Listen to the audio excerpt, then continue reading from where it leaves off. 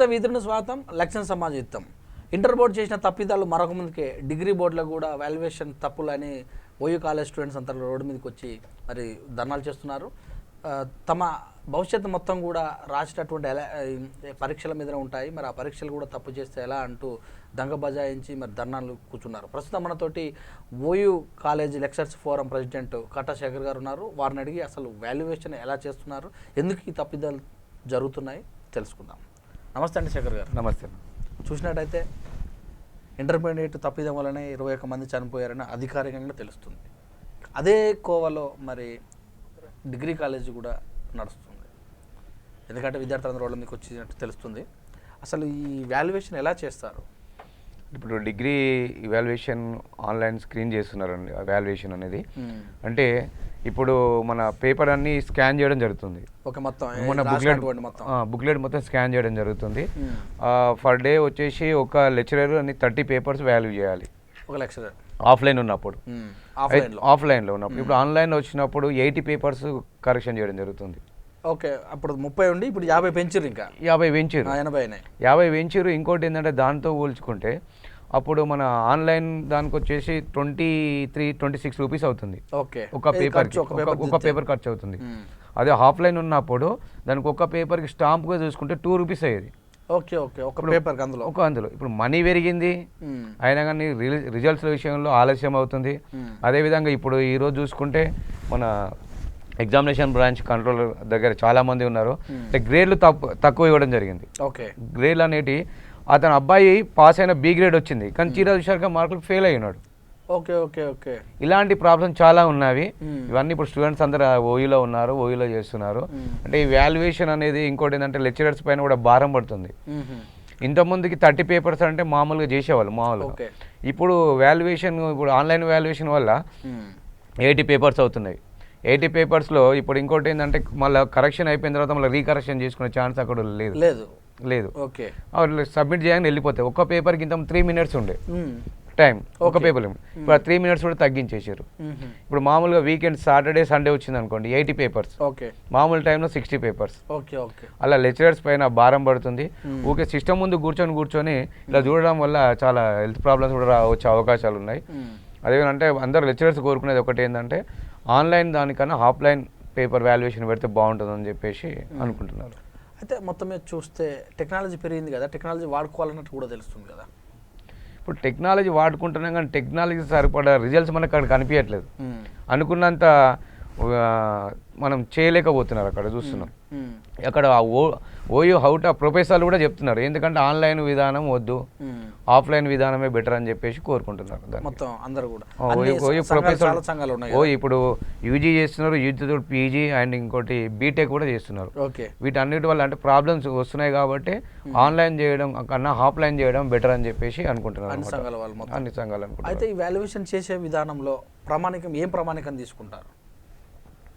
Valuation చేసేటప్పుడు ఏంటంటే మనకు ఒక కీ పేపర్ కూడా వస్తుందండి, పక్కన ఒక కీ పేపర్ వస్తుంది. మళ్ళీ అన్ని పేపర్స్ అన్ని బుక్లెట్ మొత్తం స్కాన్ చేశారు. బుక్లెట్ మొత్తం స్కాన్ చేశారు. ఆ బుక్లెట్ అన్ని ఆయన రాయన్ పేపర్ కూడా స్కాన్ చేయడం వల్ల దానికి అదనపు భారం పడుతుంది. అయితే ఇంకోటి అదేవిధంగా లెక్చరర్స్ కూడా దీనికి చాలా ఇబ్బందులు పడుతున్నారు. ఎందుకు అంటే ఇంతకుముందు 30 పేపర్స్ చేసేది ఇప్పుడు 80 పేపర్స్ అవుతుంది, వాళ్ళకి బర్డెన్ అవుతుంది. ఇంకోటి ఏంటంటే కాలేజీలో వాళ్ళకి పర్మిషన్ ఇవ్వట్లేదు. ఇప్పుడు మొత్తం టైం అంతా దీనికి వెళ్ళిపోతుంది. కాలేజ్ 3 o'clock అయిపోతుంది. 3 o'clock అయిపోతే ఇది నైట్ 8 వరకు 9 వరకు పెంచారు. ఇప్పుడు కాలేజీలో క్లాసులు చెప్పేసి వస్తున్నాడు, అదేవిధంగా మళ్ళీ వచ్చేసి ఇక్కడ పేపర్ వాల్యుయేషన్ చేస్తున్నాడు. దీనివల్ల అతను భారం అనేది పడుతుంది. అంటే నేనేమనుకుంటున్నా అంటే ఇప్పుడు వాల్యుయేషన్కి వెళ్ళే వాళ్ళని కాలేజ్ నుంచి రిలీవ్ చేసేయాలి, అదే పనిలో ఉండాలి. అది అయిపోయిన తర్వాత మళ్ళీ వెళ్ళాలి. వీళ్ళు ప్రైవేట్ యజమాని ఏం చేస్తున్నారు అంటే శ్రమ దోపిడీ చేస్తున్నారు. మామూలుగా చెప్పాలంటే నువ్వు వెళ్తే అక్కడ నెల్లు ఇక్కడ నెల్లు 2 ఎలా చేస్తావు, చేయకూడదు అని చెప్పేసి అని చెప్తున్నారు యాజమాన్యం. ఇంకోటి ఏంటంటే వాల్యుయేషన్కి వచ్చే లెక్చరర్కి 6 years అని చెప్పేసి పెట్టారు. 6 years ఉన్న వాళ్ళు ఎంతమంది ఉన్నారు? టీచింగ్ ఫీల్డ్లో 6 years ఎక్స్పీరియన్స్ లేని వాళ్ళు చాలా మంది వాల్యుయేషన్ చేశారు. దాన్ని ఏ రకంగా మరి రికగ్నైజ్ చేస్తారు ఈ విషయంలో? ఈ రికగ్నైజ్ అంటే ఇప్పుడు ఓయూ అధికారులే దానికి సమాధానం చెప్పాలి. ఎందుకంటే ఎలా ఇచ్చారు వాళ్ళకి పర్మిషన్, ఓకే ఎందుకు ఇచ్చారు? ఇప్పుడు 6 years అన్న దగ్గర పీజీ అయిపోయిన వాళ్ళు వచ్చి ఏ విధంగా కరెక్షన్ చేస్తున్నారు? ఇప్పుడు అతనికి సబ్జెక్ట్ పైన ఏమైనా ఏమాత్రం అవగాహన ఉంటుంది? సబ్జెక్ట్ బోధించకముందుగా వచ్చి చేస్తున్నారు. పీజీ అయిపోయింది వచ్చి చేస్తున్నారు. అంతే. అంటే నేను ఏమంటున్నా అంటే ఎక్స్పీరియన్స్ చూడాలి. ఇంకోటి ఏంటంటే రాటిఫై అంటే యూనివర్సిటీ రాటిఫికేషన్ చేస్తుంది. అంటే యూనివర్సిటీ ప్రొఫెసర్లు అందరూ ఉంటారు, కాలేజ్ ఉంటుంది, కాలేజ్ వాళ్ళు వాళ్ళకి సంబంధించిన లెక్చరర్స్ తీసుకొచ్చి క్వశ్చన్ అడుగుతారు. ఓకే వాళ్ళని రాటిఫై చేసిన వాళ్ళతో చేపిస్తే ఇలాంటి తప్పిదాలు జరగకుండా ఉంటాయి. ఓకే ఇప్పుడు కాలేజ్ నుంచి రాటిఫై అయిన వాళ్ళు ఒకరు ఉంటారు, కాలేజ్ నుంచి ఫార్వర్డ్ చేసిన వాళ్ళు ఇంకో వాళ్ళు ఉంటారు. అంటే కాలేజ్కి పర్మిషన్ ఇస్తేప్పుడు అవన్నీ చూసుకొని చేస్తే అది బెటర్గా ఉంటుంది అని చెప్పేసి నేను అనుకుంటున్నాను. అయితే ఈ యొక్క విధానం వల్ల స్టూడెంట్స్కు లాభమా నష్టమా? ఈ విధానం వల్ల స్టూడెంట్స్కి నష్టమే జరిగింది. దీనికి మన నిదర్శనం ఇప్పుడు అక్కడ మనం చూసిన ఓయి దగ్గరనే ఉంది. ఎలా అంటే ఇప్పుడు గ్రేడ్లు తప్పు పడడం, ఇప్పుడు రాసినా కానీ ఆ అబ్బాయిని విత్ ఎయిర్లో పెట్టడం, ఓకే ఇలాంటి చాలా జరిగినాయి. ఇప్పుడు దీనికి చాలా మంది స్టూడెంట్స్ కూడా అక్కడనే ఉన్నారు ఇప్పుడు మనం ఎగ్జామినేషన్ బ్రాంచ్ దగ్గర. ఓకే అయితే ఎంత ఫస్ట్ వచ్చిన వాళ్ళు ఫెయిల్ అయిన అవకాశాలు ఉన్నాయా ఇంతమందికి సబ్జెక్టుల వైజ్గా? ఇప్పుడు కొందరు గ్రేడ్ వచ్చినా ఫెయిల్ అయ్యారు. గ్రేడ్ వచ్చిన వాళ్ళు ఇప్పుడు మనం ఇలా గ్రేడ్ వైజ్ ఇస్తాం అన్నమాట. ఇప్పుడు డిగ్రీ దాంట్లో ఓకే డిగ్రీ అంత దాదాపు అంత 10th కూడా అవే గ్రేడ్లే ఇస్తున్నారు. దీంట్లో ఏంటంటే 32 marks వస్తే పాస్ అనమాట. దీనికి డిగ్రీకి 80 marks పేపర్ ఉంటుంది, 20 marks ఇంటర్నల్ ఎగ్జామ్స్ ఉంటాయి. 80 marksకి 32 marks రావాలి. ఓకే ఇప్పుడు రిజల్యూషన్ లేదా? రివాల్యూషన్ ఉంది.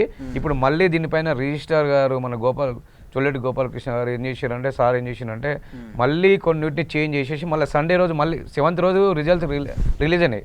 మళ్ళీ చాలా తప్పిదాలు జరిగితే అప్పుడు అందరు వెళ్ళి స్టూడెంట్ ఆర్గనైజేషన్ కానీ అదేవిధంగా విద్యార్థులు చాలా మంది వెళ్ళి అడిగితే మళ్ళీ జరిగిన తప్పులను సరిచేస్తూ మళ్ళీ సండే రోజు కూడా మళ్ళీ 11:30కి నైట్ 11:30కి మళ్ళీ కొన్ని రిజల్ట్స్ చేయడం జరిగింది.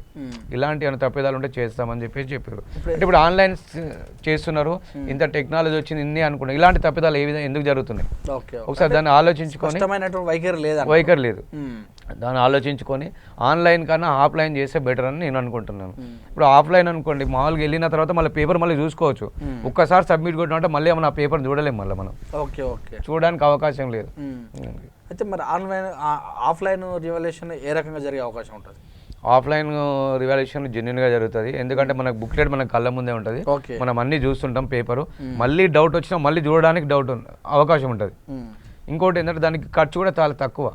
ఓకే దానికి 2 rupees అవుతుంది ఒక స్టాంప్. దానికి చూసుకుంటే దీనికి వాల్యుయేషన్ మొత్తం 26 rupees పడుతుంది దానికి. దాంతో పోల్చుకుంటే చాలా బెటరు. ఇంకోటి ఏంటంటే ఇది ఆఫ్లైనే అని లెక్చరర్స్ కూడా అదే కోరుకుంటున్నారు అనమాట. ఎందుకంటే మనకు ఆఫ్లైన్ ఉన్నప్పుడు 30 papers వచ్చేది. కాలేజ్ అయిపోయినా కానీ 3 o'clock కాలేజ్ అయిపోతే వచ్చేసి 30 papers చేసుకుని వెళ్ళే అవకాశం ఉంది. ఇప్పుడు 80 papers చేయాలంటే కాలేజ్ సరిగ్గా వెళ్ళలేక ఇవి వెళ్ళలేక మళ్ళీ వెళ్ళి క్లాసులు కూడా సరిగ్గా చెప్పలేని పరిస్థితి ఏర్పడుతుంది. అక్కడే టైం అవుతుంది. ఇంకోటి ఏంటంటే దీనికి వచ్చే రెమ్యునరేషన్ మన లెక్చరర్స్కి ఇచ్చేది చాలా తక్కువ, అంటే 15 rupees ఇస్తున్నారు. అదే ఇంటర్మీడియట్కి వచ్చేసరికి 18-19 rupees ఇస్తున్నారు ఒక పేపర్కి. అయినా దీనికి తక్కువ ఉంది వాల్యుయేషన్కి. అయితే మరి ఇప్పుడు మీరు ఏం డిమాండ్ చేస్తున్నారు? నేను ఏమనుకుంటున్నాను అంటే ఆఫ్లైన్ చేస్తే బెటర్ అని నేను అనుకుంటున్నాను. ఆన్లైన్ కన్నా ఆఫ్లైన్ చేయడమే బెటర్. అంతే నా యొక్క ఉద్దేశం కాదు, లెక్చరర్స్ అందరి ఉద్దేశం కూడా అదే. ఆఫ్లైన్ చేస్తే బెటర్ ఉంటుంది. ఆన్లైన్ చేయడం వల్ల ఏమవుతుందంటే అంటే ప్రెషర్ పడుతుంది.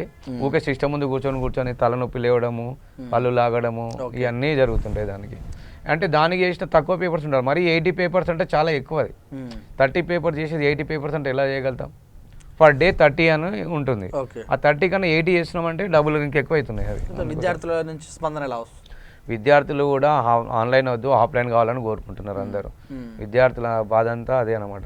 ఇంత డెవలప్మెంట్ ఉన్నా ఇంత జరిగినా ఇప్పుడు ఎన్ని జరుగుతున్నాయి మనం చూస్తున్నాం. ఇవి చాలామంది విద్యార్థులు రోజు ఓయూకి వస్తున్నారు, కంట్రోల్ దగ్గర ఉండేసి ఉంటున్నారు అందరు దానికోసం. అయితే ఎంత ఇప్పుడు ఎగ్జామ్ రాసిన విద్యార్థులలో ఎక్కువ శాతం నష్టపోయినట్టు అనిపిస్తుందా?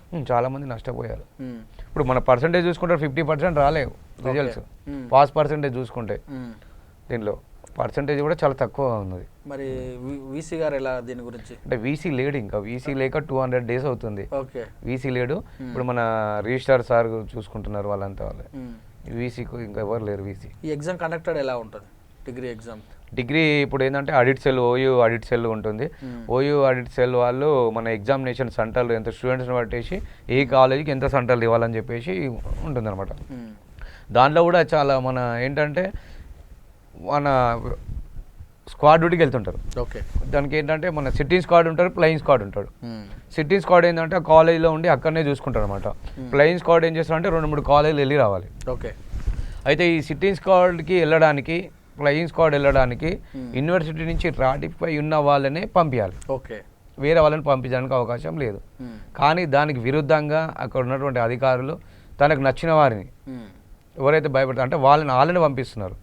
వాళ్ళని పంపించడం వల్ల వాళ్ళు కరెక్ట్గా డ్యూటీ చేయలేరు. ఇంకోటి ఏంటంటే మామూలుగా యూనివర్సిటీలో మెయిన్ నాకు ప్రధానంగా కనిపించే సమస్య ఏంటంటే మన రిటైర్ అయిపోయిన వాళ్ళు మళ్ళీ వస్తున్నారు. ఓకే. ఓకే. రిటైర్ అయిపోయిన వాళ్ళు ఇప్పుడు అడిట్ సైడ్లో చూసుకుంటే రిటైర్ అయిపోయిన వాళ్ళు మళ్ళీ వస్తున్నారు. మళ్ళీ వచ్చి వాళ్ళు అంటే నేను వాళ్ళకు తప్పుగానే కాదు, వాళ్ళు ఇప్పుడు వెళ్ళినప్పుడు ఒక కాలేజ్ ఒక 3-4 ఫ్లోర్స్ ఉంటుంది, పైకి ఎక్కి దిగాలంటే కూడా కష్టం ఉంటుంది. అంటే పీజీ అయిపోయి పిహెచ్డీలు అయిపోయి చాలా మంది ఉన్నారు. అలాంటి వాళ్ళకి అవకాశం ఇస్తే బాగుంటుందని నేను అనుకుంటున్నాను. అంటే అలా చేయడం వల్ల నిరుద్యోగ సమస్య అనేది కొంచెం తీరొచ్చేమో. ఇప్పుడు ఏంటంటే వాళ్ళకి పెన్షన్ వస్తుంది, అదే విధంగా ఇది దీనికి వస్తున్నారు అంటే పూర్తి సాలరీ వస్తున్నట్టే. ఇప్పుడు ఇక్కడ చాలా మంది పీజీలు అయిపోయి పిహెచ్డీలు చేసి చాలా మంది ఖాళీగా ఉన్నారు. అలాంటి వాళ్ళకు మంచి అవకాశం కల్పించాలని నేను కోరుకుంటున్నాను, నేను అనుకుంటున్నాను కూడా. ఇదైతే యూనివర్సిటీలో మాత్రం ప్రధాన సమస్య ఇది.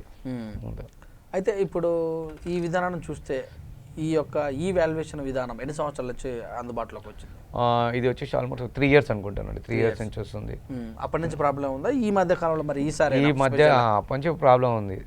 2 years అవుతుంది అనుకుంటా. ఈ మధ్యలో ప్రాబ్లం వస్తున్నాయి. లాస్ట్ ఇయర్ నుంచి చేస్తున్నారు. వీసీ సార్ ఉన్నప్పుడు, రామచంద్ర సార్ ఉన్నప్పుడు చేశారు. కొద్దిగా ప్రాబ్లం అయితే ఉన్నది. ఇప్పుడు ఈ ప్రాబ్లం జేఎన్టీయూ కూడా ఇదే పద్ధతి ఉందా? అంటే ఓన్లీ ఓయి అండి. ఓయి తెలిసిన వాళ్ళకి అయితే ఇది ఇవాల్యుయేషన్. ఇది మరి ఆ విద్యార్థులకు ఏ విధంగా మీరు? విద్యార్థులకి అందరికీ న్యాయం జరుగుతుంది. ఇప్పుడు ఎందుకంటే కంట్రోలర్ సార్ దగ్గర ఉన్నారు, అన్నీ మళ్ళీ రిజిస్ట్రార్ సార్ చొరవ తీసుకొని మళ్ళీ ఎవరెవరికైతే అన్యాయం జరిగిందో అలాంటి వాళ్ళకి న్యాయం కంపల్సరీ జరుగుతుంది, చేస్తాడు కూడా సారు.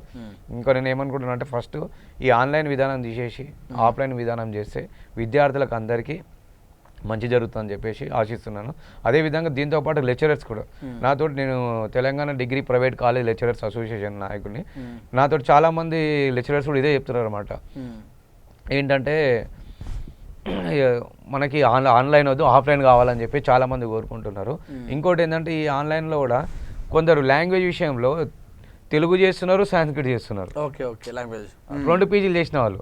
ఈ కామర్స్ కూడా చాలా ప్రాబ్లమ్స్ ఉన్నాయి. ఇలా చాలా ఉన్నాయి ఉంటాయి. అది ఇది 2 చేయడం ఎలా కుదురుతుంది? ఒక కాలేజ్ నుంచి ఒక టీచింగ్ చేసినట్టు అదే సబ్జెక్ట్ చేయాలి, 2 చేయడం కుదరదు. ఈ ఇంకోటి ఏంటంటే మెయిన్ ఈ లెక్చరర్స్కి ఇక మన ప్రైవేట్ కాలేజీలో మాత్రం అంటే చాలా మోసం చేస్తున్నాయి, మంచిగా వాడుకుంటున్నాయి. ఎట్లా అంటే శ్రమ దోపిడీ అనేది పక్కా జరుగుతుంది ప్రైవేట్ కాలేజీలో. ఏం చేస్తారంటే 1 monthలో సిలబస్, ఇప్పుడు సెమిస్టర్ వచ్చిన కానీ మరీ ఎక్కువ అయిపోయింది. 1 month సిలబస్ కంప్లీట్ ఎంత అవుతుంది? ఇయర్ మొత్తం చెప్పేది 1 monthలో చెప్పిచ్చేసి తప్పించేస్తున్నారు. మిగతా అంతా మిగిలిపోతుంది. వాళ్ళకు స్టూడెంట్స్ నుంచి ఫీజులు తీసుకుంటున్నారు, అన్నీ వస్తున్నాయి. కానీ వీళ్ళకి లెక్చరర్ సాలరీ మాత్రం ఇవ్వలేకపోతున్నారు. సాలరీస్ ఇవ్వలేకపోతున్నాం అంటే ఏంటంటే ఎందుకు ఎక్స్ట్రా సాలరీ ఇవ్వడం ఎందుకు అని చెప్పేసి 10 days చెప్పించడా, మళ్ళీ 20 days 1 month కంటిన్యూగా చెప్పాల్సింది ఆ రోజు మొత్తం. అంటే మామూలుగా ఒక 2-3 hours క్లాస్ చెప్పిస్తారు ఒకవేళ మామూలుగా. అంటే ఒక 6 months చెప్పేది 1 monthలో కంప్లీట్ చేపిస్తున్నారు. దానివల్ల ప్రైవేట్ కాలేజ్ వాళ్ళే లాభపడుతున్నారు. కానీ ఇప్పుడు లెక్చరర్ 1 monthలో కంప్లీట్ చేసి ఇంకా మిగతా ఏం చేయాలి దానికి? లెక్చరర్ ఇప్పుడు విద్యార్థులు కూడా నష్టపోతారు. అవును, విద్యార్థులు కూడా చాలా తీవ్ర నష్టం జరుగుతుంది. ఈ దాని పైన విద్యార్థుల రెస్పాన్స్ ఏం లేదా? దీనిపైన ఉన్నది. అయితే దీంతో ఇప్పుడు నెక్స్ట్ ఏమొస్తుందంటే బయోమెట్రిక్ వస్తుంది.